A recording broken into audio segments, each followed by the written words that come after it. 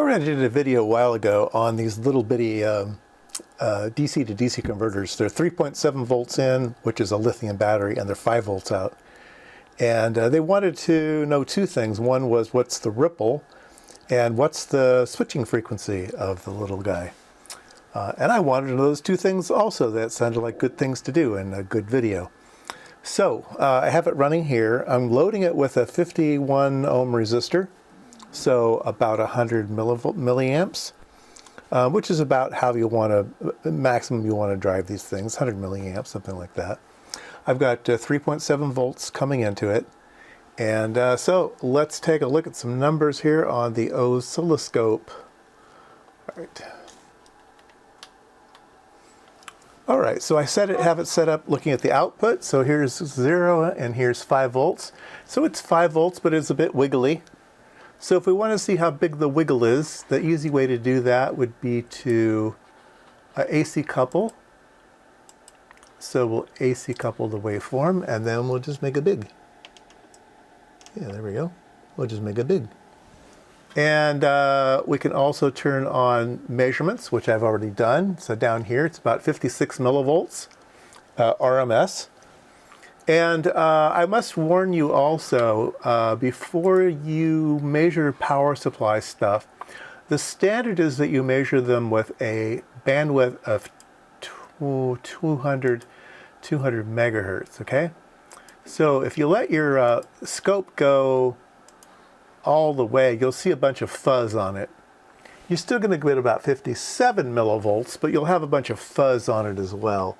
It's kind of hard to see, but there's more fuzz on it. So anyway, the standard is 20 megahertz. So let's go back and change that to 20 megahertz.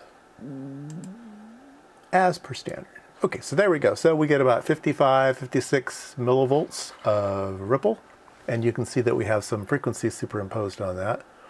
But what we really want to know is, what does that frequency do? So we could turn on a frequency measurement here. Let's see what that does. We're going to add a measurement. We're going to call it frequency.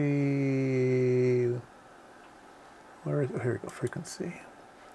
Let's add that, and it's measuring 80 kilohertz, but I think it's lying to us. But it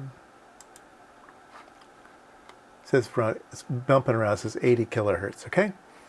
But what I want to do is a different way, okay? And so I am going to use an RF probe. You can see it on the other side here, one of these circular probes here, and I'm going to reach down and we'll take a look at the actual RFI that comes off of the module, and that will tell us more frequency information than we need. So we can turn the spectrum analyzer on down here on the channel that we're interested in, and there we go. There is all the frequencies, and I have peak map turned on. So I'm going to do a run stop on it here. So these are all of the frequency peaks. My spectrum analyzer is set from 0 to 300 kilohertz. My first peak is appearing at, let's see here, I need to move these up so I can see my peak list. My peak list, it starts at 13 hertz. That's just you can ignore the first one. But 21 kilohertz, 21.9 kilohertz, so 22 kilohertz. So 22, 43, 66, 88, 110, 131. Yeah, it's pretty broad band. And we can make this one teeny tiny up there so I can see it better. Yeah. You're getting a lot of them, and it does continue way up in frequency range. It is a really sharp transition, right? So you get to a sharp edge, so you're going to get these little pulses all the way up. But anyway, there you go. The switching frequency is 22 kilohertz with all of its harmonics. you.